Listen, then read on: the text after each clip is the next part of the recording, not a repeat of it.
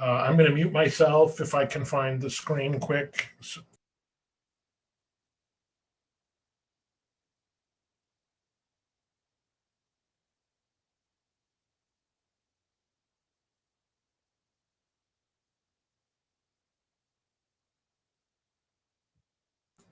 Okay, I'm back. So Robert and I are here for the outreach meeting. It's just the two of us. We thought we would go ahead and record at least a summary of what we're talking about, along with updates on Backdrop Live, since that's coming up in just a couple of weeks.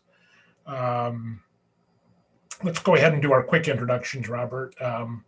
I'll just start. My name is Tim Erickson. I'm in Deerwood, Minnesota.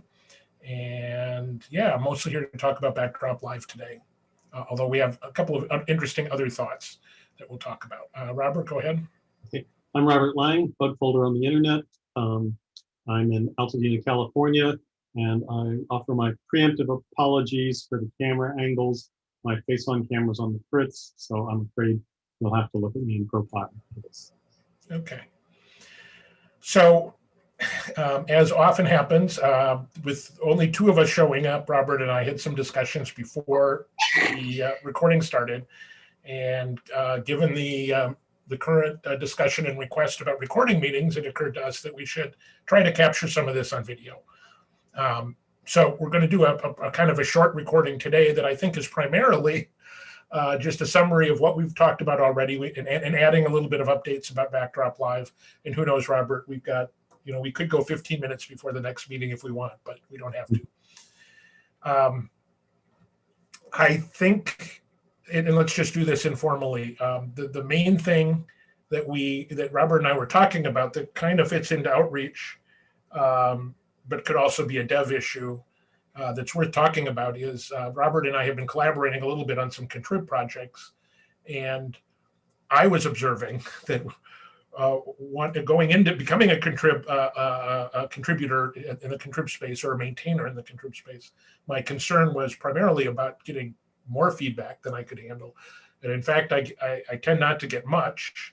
And sometimes it would be really useful to be able to sort of reach out and ask for feedback, or get a message to the people using a particular module that I'm using. And Robert and I started to brainstorm, like, what would that look like? What is there a practical way? And I think we talked about a couple of quick ideas. The first of which was just an opt-in system where somebody could sort of sign up and say, these are the modules I use, and these are, and I'm willing to be contacted by a maintainer if they need input or feedback. That seems cumbersome and probably difficult to maintain. And then we started talking about how we might do something like dashboard notifications on the modules page, where maybe each module had sort of a dashboard notification. There could be a note saying the module or the maintainer is looking for input on X, and a link to an issue or something.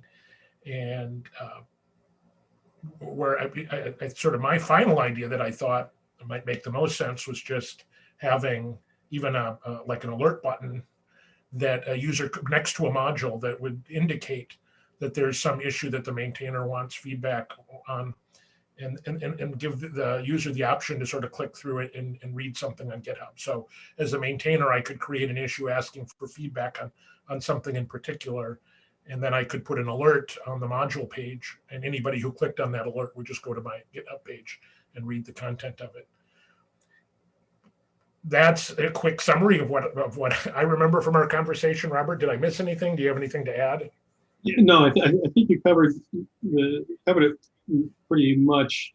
We had sort of talked about the mechanism to do this might be wrapped up in the mechanism whereby a website polls GitHub to see if there's a new update available, and so it could also poll to see if there is a notification or an alert available, and so it could come within that mechanism, doesn't expose any more data than was being exposed, but just adds essentially one more type of notification that there's something relevant, and then the person could click if they want to follow it up. I think the key here is we're looking for some sort of an opt-in system where, module maintainers are able to reach out in an opt-in way to users of a particular module without obviously violating any kind of privacy concerns. And these ideas seem to address those things. I don't know, like, if people would use them or how effective they would be, but I have a feeling there would be, I'm guessing it would be a small percentage of users that would actually respond to those. There's this, once a website is built, a lot of people don't go to the module page very often. So it isn't like it's going to make a dramatic impact right away, but even if it just reaches a few people, I think it could be really helpful. Yeah. So that was the big thing we talked about. We also talked a little bit about, we got Robert's, we talked a little bit about Backdrop Live. But before we get into Backdrop Live, was there anything else in our pre-meeting discussion that we want to mention here? No, I don't think so. No, we just talked about some personal stuff, how we're doing, and we talked a little bit about some issues that Robert and I are dealing with in the issue queue, but they're really not appropriate for this meeting. Pretty focused and not appropriate for this meeting. I'll just say that basically where Robert and I have been collaborating is on the Views Bootstrap module and the Bootstrap Lite theme. And if you're interested in either of those topics, go to the issue queues. And what we talked about today is in the issue queues there. Let's talk about Backdrop Live. And I'm going to go ahead and share my screen again, Robert, because I think we might as well show the schedule and how it's fleshing out. So Backdrop Live is in just a couple, is it 2 weeks? Yeah, I bet it's 2 weeks. It's July 9th and 10th.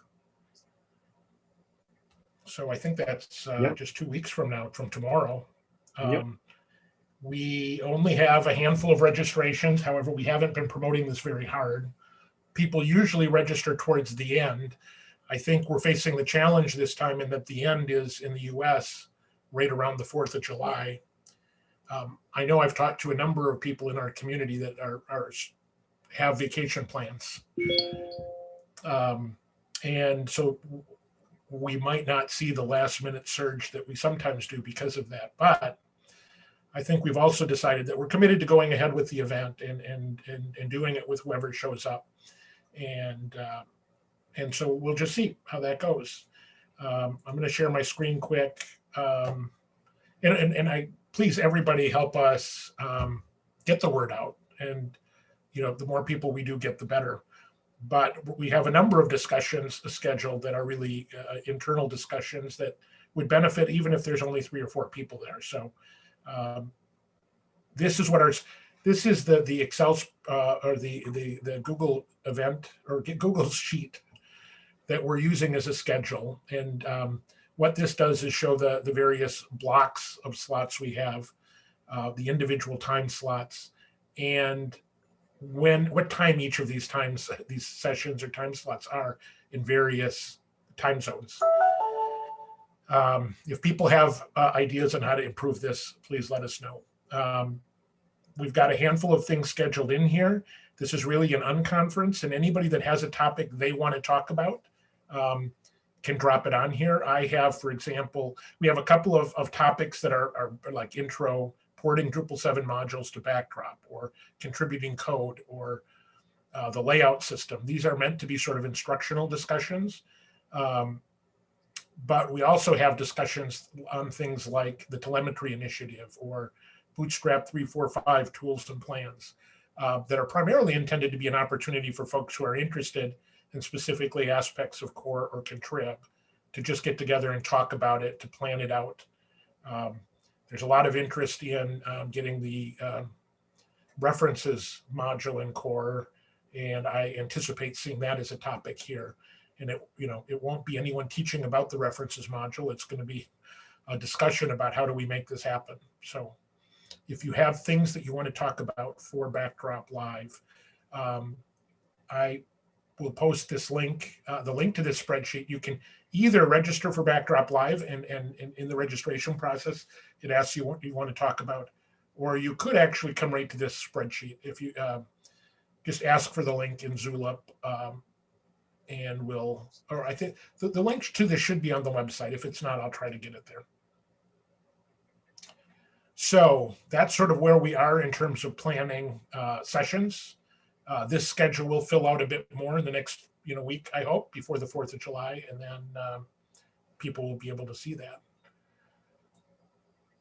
Other than that, well, Robert, anything to add? Yeah, I think we covered it. Okay. Other than that, we're kind of following on the momentum from previous Backdrop Lives. I know a lot of the people that have been instrumental in planning these are very busy right now. And so there isn't a lot of updates. The big update in the last 2 weeks has been a progress on the website. I guess we might as well look at the website.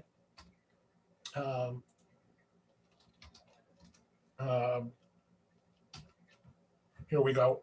This is the website, and we got the whole registration process working. There have been a few bugs and typos that people have reported. We've got them up to date. We don't have like nodes or sessions in this website yet, but this will be, if you want to register for Backdrop Live, come here and register. You will be asked to log in and create an account on the site, which is necessary and helpful. And other than that, it's a pretty simple process.